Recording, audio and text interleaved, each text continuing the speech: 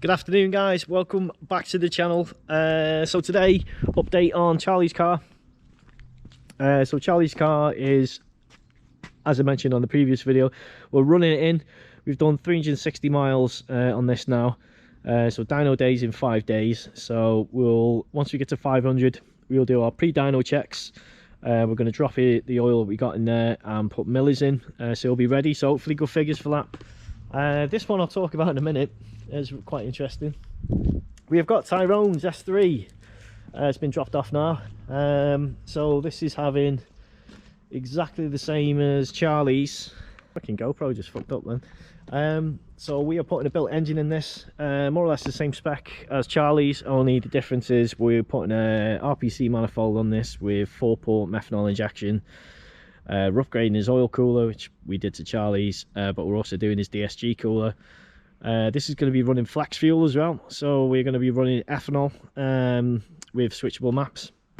This is a Sam's sleeper of a Skoda Superb, which just looks like your average family car, but it's been in with me basically. I don't know if you can see, we have put an oil cooler in this.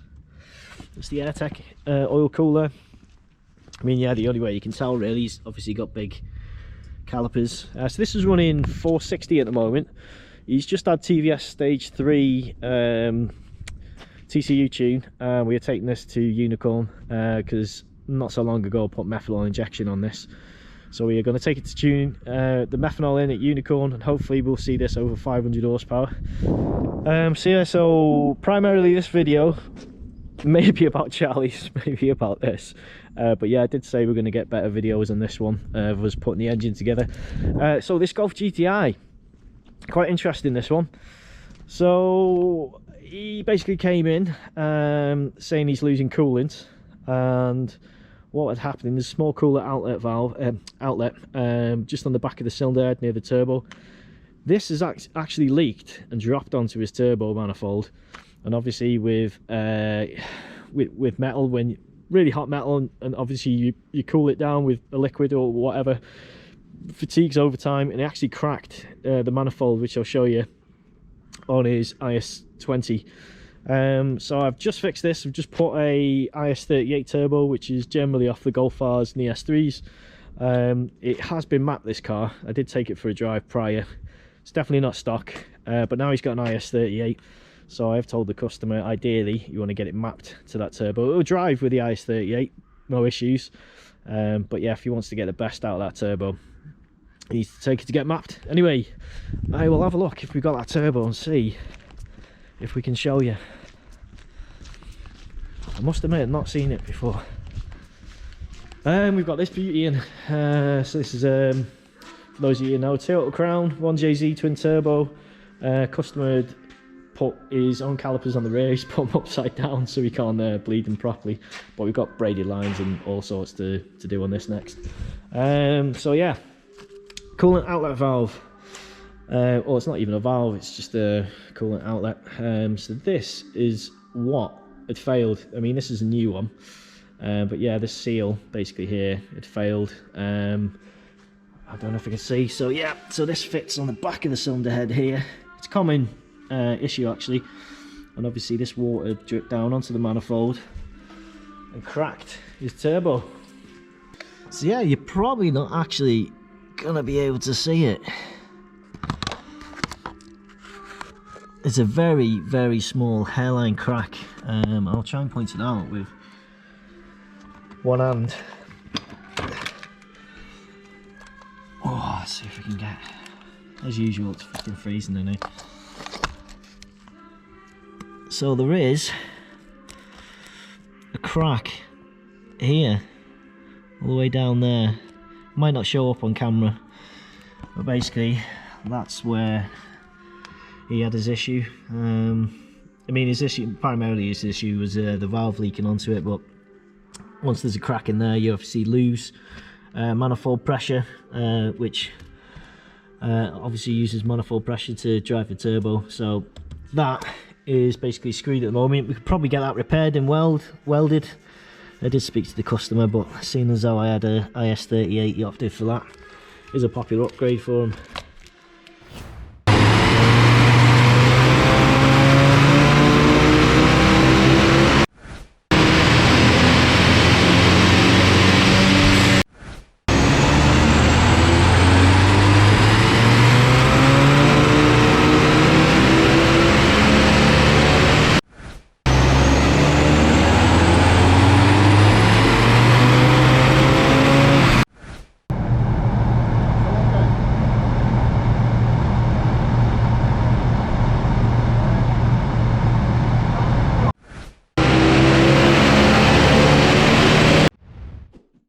I always say this, but I mean, you can see it's fucking freezing.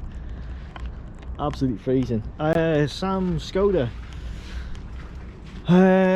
Good results. Yesterday, Unicorn, we did 540 horsepower for 60 foot-pound of torque. So yeah, he's going to be happy with that. Anyway, we're just doing pre-dyno checks on Charlie's car because Charlie's is due on today. So let's get cracking with that. So it is the day before dyno day. Last minute, Charlie has decided he wants to go ethanol. So he managed to fast track flex fuel sensor. This is Berger Motorsports fuel it. Yeah, I've just wired it in. So tomorrow morning we've got to get some miller's oil and do our pre-dyno checks. So we will be doing briefly testing, running about 30 psi through the intake, checking for any leaks, obviously dropping the fuel and checking over, checking the cooling, having a look underneath, see if anything's leaking, just make sure we're 100% ready for the dyno. Fingers crossed, we should make good power. Well, here we are at Unicorn, so say a little prayer. Just got another pre-dyno check to do. There's a car currently in there at the moment. I think it's a S6, I think. But yeah, fingers crossed she does well. So yeah, we're actually got ethanol, methanol on a full tank, so we will see what she does. Lovely that, isn't it? I like that.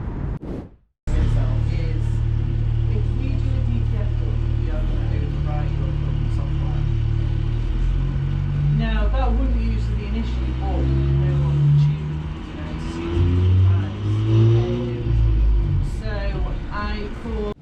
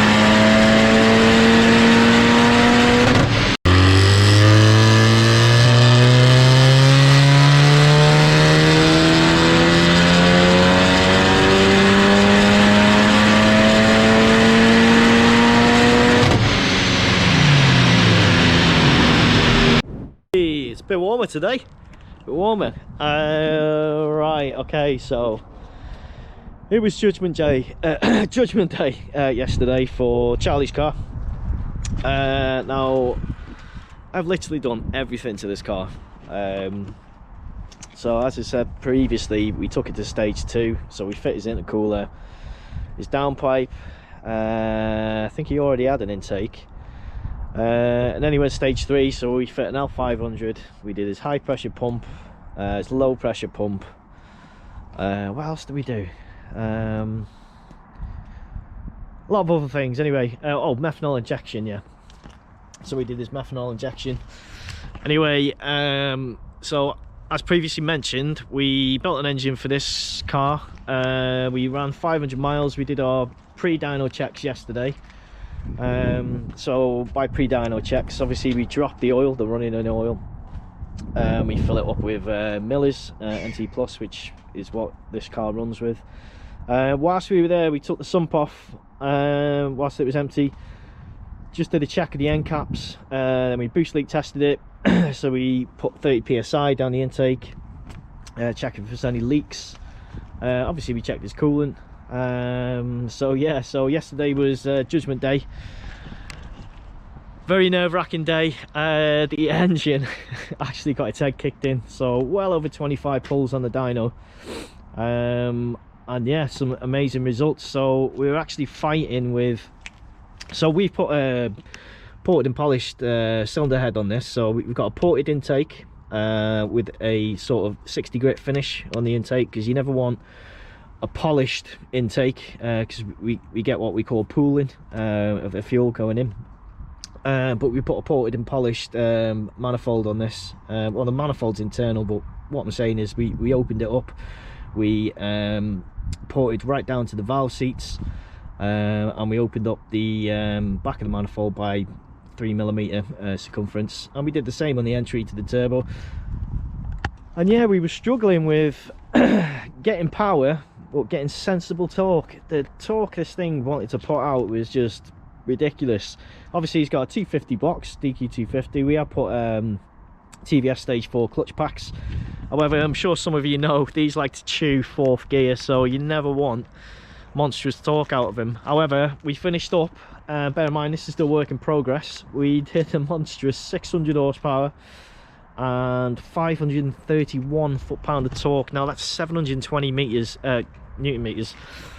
That is probably the limit of that box. I mean, I've seen some on 750 newton meters, but to be honest, it's just a question of not if it's going to go bang, but when it's going to go bang. It will strip fourth gear at some point. Charlie knows that, he's aware. He's always already banking money for a DQ 500 like we've got on the Golf over there that blew up. So yeah, absolutely amazing results. So I'm just doing checks now before Charlie comes. We hand over the car back to him.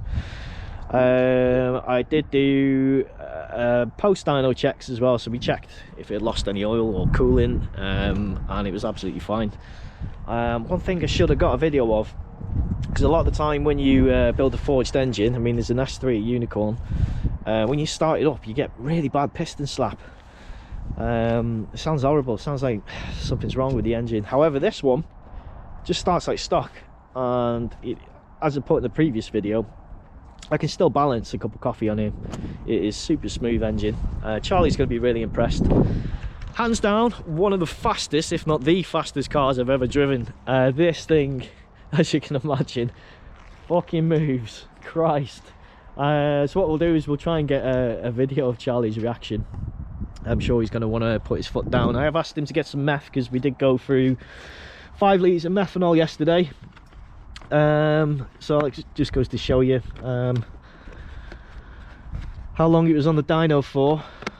But yeah, I mean, Rick did say obviously we can it's running 2.2 bar a boost. I mean, this turbo Technics V5 turbo will run 2.7 bar boost. I mean, that's sort of rinsing the back end out of it, but 2.2 bar is quite conservative for the power.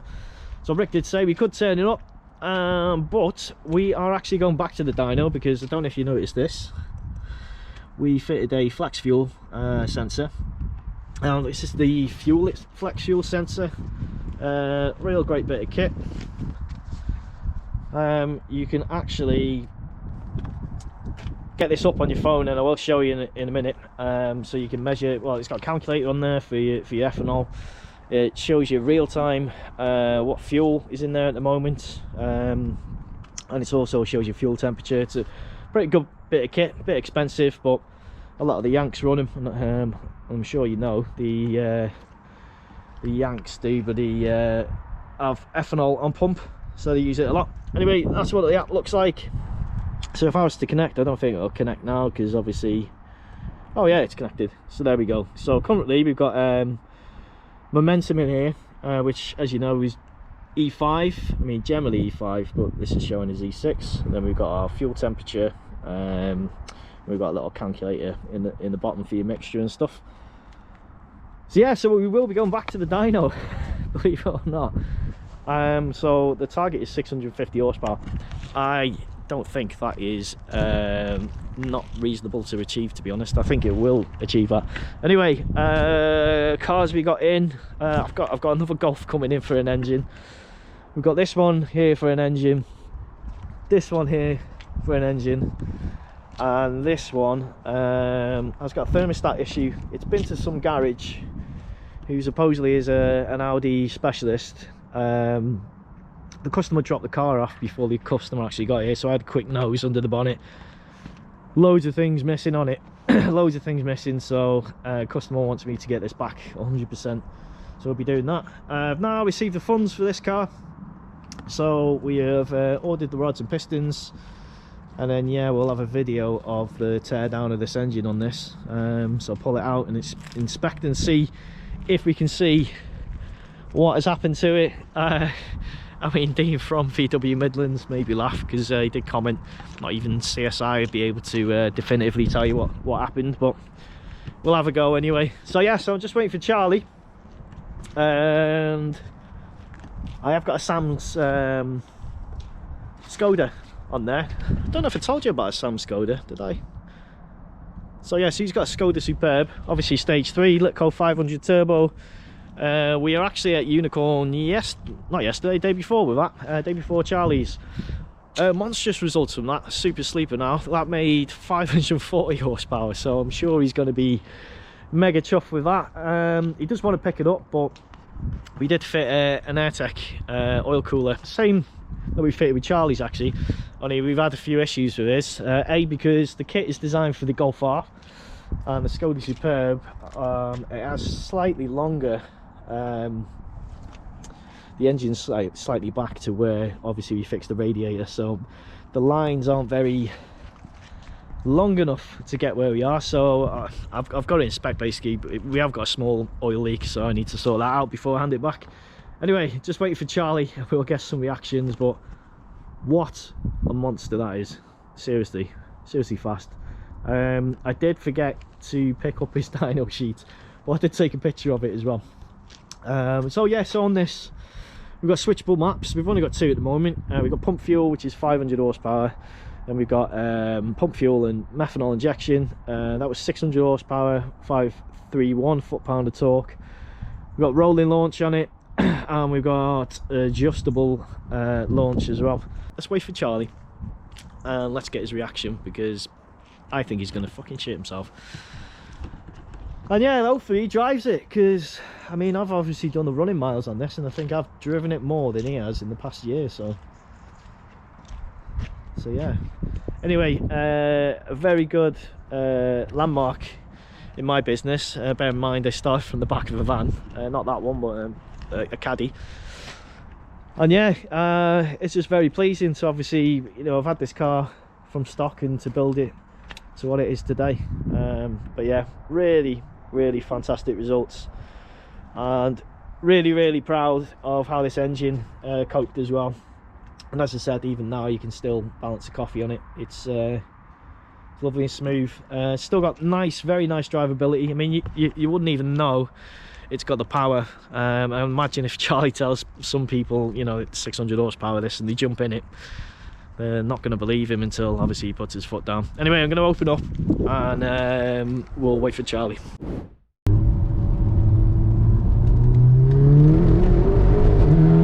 Holy my fucking god! Oh, traction shits itself.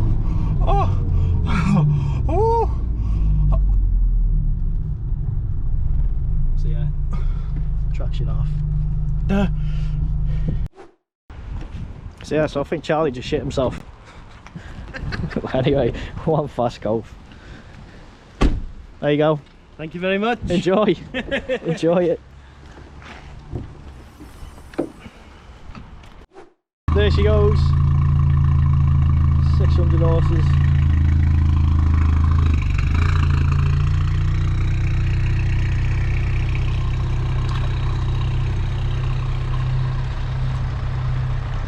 Great result that.